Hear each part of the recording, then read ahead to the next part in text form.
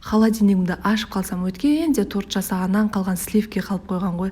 Енді не істеймін деп ойланып отырсам, үйдегілердің жақсы көретін кешкі тамағын жасайым дедім. Ол үшін бізге керегі тауықтың төс еті, шампиньон және де чеснок қажет.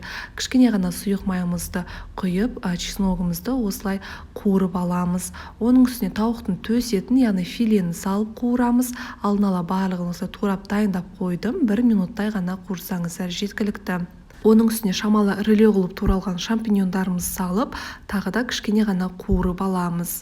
Одан кейін дәміне қарай тұзымызды және де кішкене қара бұрышты қосып, жақсылап араластырамыз. Оның үстіне сливкиімізді құямыз. Сливкидің 20%-нан жоғары болса да жарайды. Кішкене ғана су құйып, жарты сағаттай пісіріп аламыз. Гарниріне күрішті пісіріп алдым.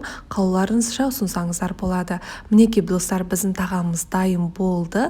Үй ішімізбен таласып қойып жеп қоямыз.